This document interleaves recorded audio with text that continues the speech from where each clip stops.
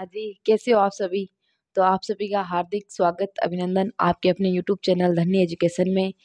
तो आज हम पढ़ेंगे एक बहुत ही मज़ेदार टॉपिक की शुरुआत करते हैं। आज हम नए कवि के साथ में आज हम पढ़ेंगे रस्की खान, जो कि एक मुस्लिम कवि थे। आपको पता ही है, ये तो अपने छठी से शायद स्टार्ट हो जाता है पद्य। जो पद्य के अंदर अपन पढ़ते आते हैं बचपन से, रस्की खान, रस खान को क्यों कहा जाता है। तो आज हम पढ़ेंगे रसखान। ये भी अपने हिंदी साहित्य का एक भाग है, जो कि कृष्ण का काव्य धारा के अंदर है। मीरा और ये रसखान दोनों ही पंथ संप्रदाय निरपेक्ष थे। जैसे अपन कोई धर्म निरपेक्ष होता, वैसे ही संप्रदाय निरपेक्ष थे। ये किसी भी संप्रदाय को नहीं मानते थे। तो अब पढ़ते हैं अपन रसखान के बारे में। रसखान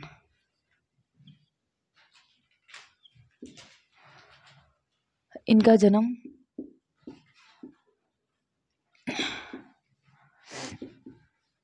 इनका जन्म 1548 भी आता है कई जगह, और कई जगह 1538 भी आता है ना। 1548 या 1538 भी आता है। फर्स्ट ऑप्शन आपको 1548 करना है ना।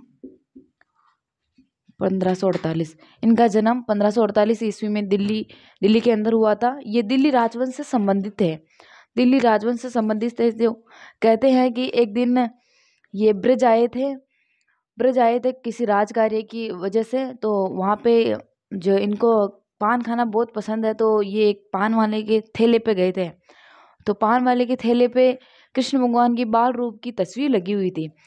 तो बाल रूप की तस्वीर लगी हुई थी, तो इनकी नज़र पड़ी उस तस्वीर के ऊपर। जैसे ही तस्वीर के ऊपर नज़र पड़ी, तो ये उस तस्वीर को देखते रह गए। और फिर पान वाले से पूछा कि भैया, ये तस्वीर किसकी है? तो पान वाले ने कहा कि यहीं ब्रज में एक रहता है चोर चकोर कन्हैया, उसकी है। तो ये इन्होंने ऐसे नहीं सोचा कि ये भगवान होंगे।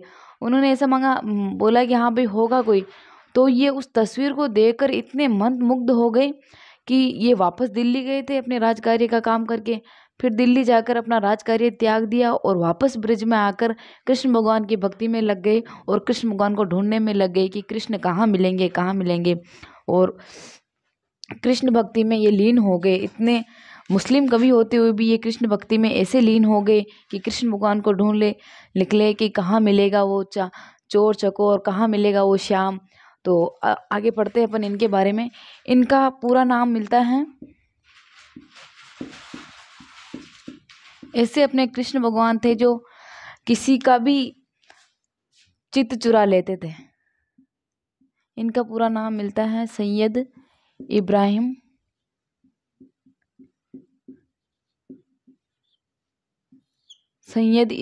रस खान।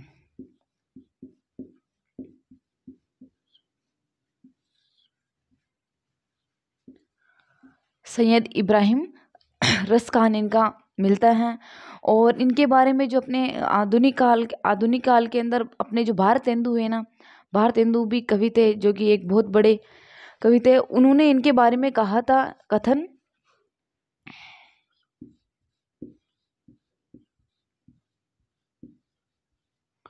भारतेंदु जी ने कहा इन मुसलमान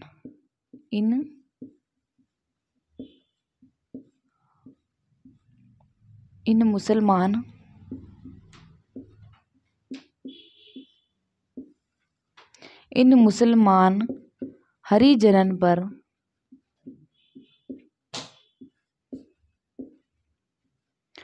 कोटिक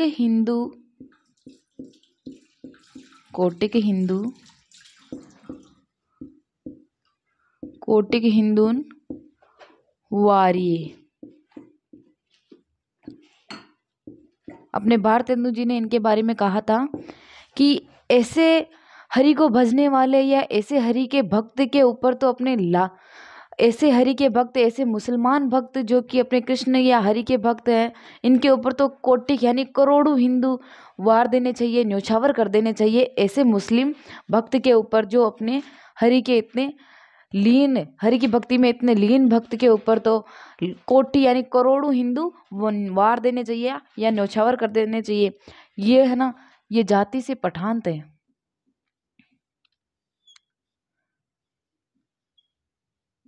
जाति से पठान थे ये। और इनका कहना है कि इनका जो प्रिय छंद है, इनका प्रिय छंद है सवैया। सवैया के अंदर भी इनका जो प्रिय छंद है मत गयंद सवैया। मत गयंद सवैया इनका प्रिय छंद है। ये सवैया का ही एक प्रकार है, इनका प्रिय छंद है ना।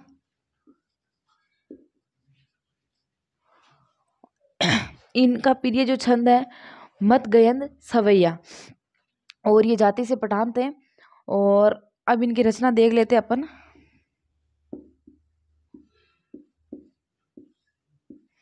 इनकी रचनाओं में भी इन्होंने कृष्ण भगवान का ही वर्णन किया।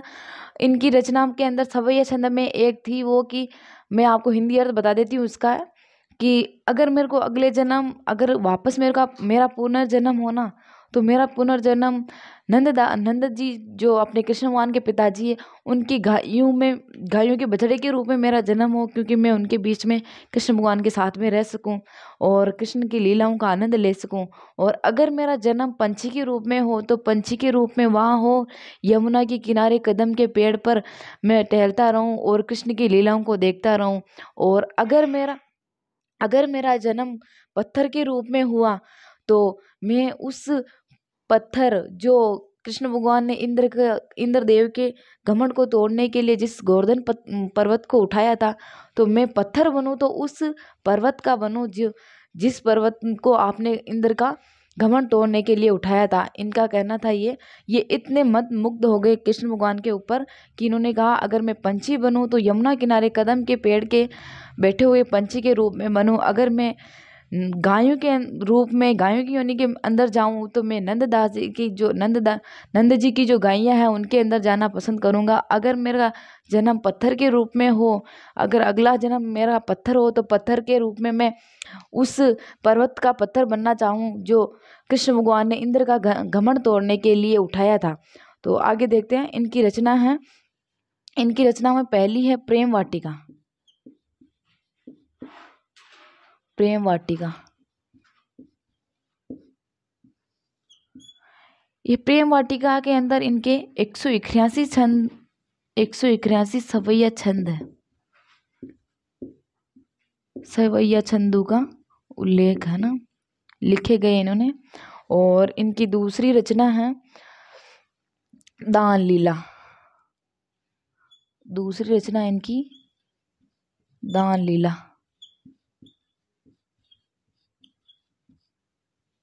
और इनकी तीसरी रचना है अष्टयाम।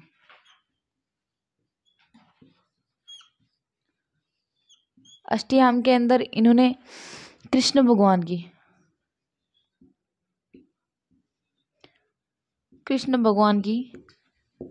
आटू पहर की जो सेवा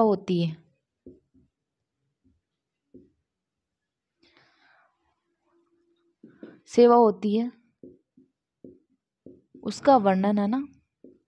इनकी अष्टयाम है, उसका वर्णन है। आटू पहर, एक पैर में 3 घंटे होते हैं, 24 घंटे के अंदर 8 पैर होते हैं। आटू पहर में जो कृष्ण भगवान की जो सेवा होती है उसका वर्णन इन्होंने अष्टयाम के अंदर किया था। और इनकी जो ये रचना है, इसके अंदर इनके 11 दोहे मिलते हैं ना। दान लीला के अंदर इनके 11 दोहे मिलते हैं संवाद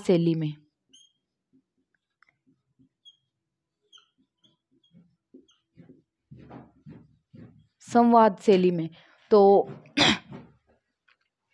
इनकी 3 रचना हो गई, प्रेम वाटिका, दान लीला, अष्टयाम।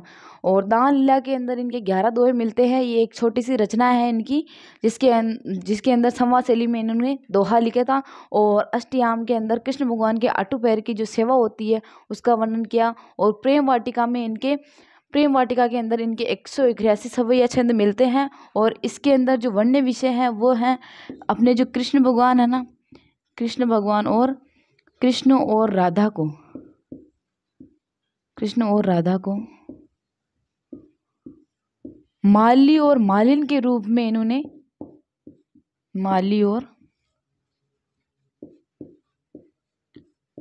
मालिन के रूप में उनका वर्णन किया है, उनके रूप में इनको दर्शाया है। प्रेम वाटिका के अंदर 181 सवैया छंद है, जिसके अंदर वर्ण्य विषय हैं कृष्ण और राधा को, कृष्ण और राधा, कृष्ण भगवान को तो माली और राधा को मालिन के रूप में इन्होंने इनका वर्णन किया है। और इनका एक और इनकी महत्वपूर्ण बात है, वो मैं आपको बता देती हूँ। जो बेनी माधव दास की जो रचना है, बेनी माधव दास की रचना है मूल गोसाई। कहते हैं कि जो तुलसीदास ने रामचरितमानस लिखी थी ना, रामचरितमानस मैंने आपको तुलसीदास पढ़ाए थे तब बताया था, रामचरितमानस जो कि एक महाकाव्य है, भगवान राम के ऊपर लिखा था उनको। तो वो रामचरितमानस को सबसे पहले जो तुलसीदास ने सुनाया था ना, वो रस खान को ही सुनाया था। तो बेनी माधव दास की रचना है मूल गोसाई, मूल गोसाई।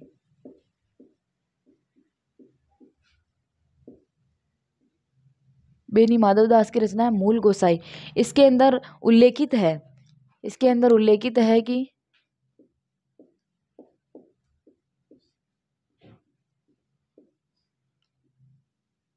तुलसीदास ने रामचरितमानस,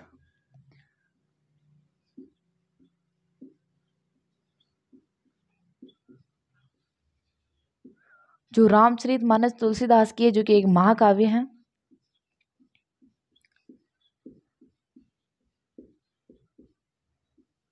सबसे पहले रस खान को सुनाया। देख लो, रामचरितमानस को भी सबसे पहले तुलसीदास जी ने रस खान को सुनाया, और इसका उल्लेख मिलता है बेनी माधव दास की मूल गोसाई के अंदर। रस खान को सुनाया, रामचरितमानस को पूरी को अपने तुलसीदास जी ने सबसे पहले रस खान जी को सुनाया। तो एक बार मैं रिपीट करवा देती हूँ आपको, जिससे कि आपको अपनी क्लास में याद हो जाए। इनका जन्म 1548 या 48 ईस्वी में दिल्ली के अंदर हुआ था। इनका पूरा नाम सैयद इब्राहिम रस खान था, और भारतेंदु जी ने इनके बारे में कहा था, इन मुसलमान हरिजनन पर कौटिक हिंदू वारिये। और इनकी 3 रचना है प्रेम वाटिका। प्रेम वाटिका के अंदर 181 सवैया छंद है, जिसके अंदर कृष्ण और राधा को माली मालिन के रूप में दर्शाया गया। और इनकी दूसरी रचना है दान लीला, जो कि एक छोटी सी रचना है, जिसके अंदर 11 दोहे हैं संवाद शैली के अंदर। और इनकी तीसरी रचना है अष्टयाम, जिसके अंदर कृष्ण भगवान के आठों पहर की जो सेवा होती है उसका वर्णन किया गया। और ये जाति से पठान थे। बेनी माधव दास की मूल गोसाई के अंदर उल्लेखित है कि जो तुलसीदास जी की जो रामचरितमानस है, वो सबसे पहले रस खान को सुनाई गई। तो ये हो गए अपने रस खान के अंदर महत्वपूर्ण बातें। तो आशा करती हूँ कि आपको क्लास अच्छी लगे। अगर क्लास अच्छी लगे तो आगे से आगे शेयर करना, लाइक करना, सब्सक्राइब करना। धन्यवाद।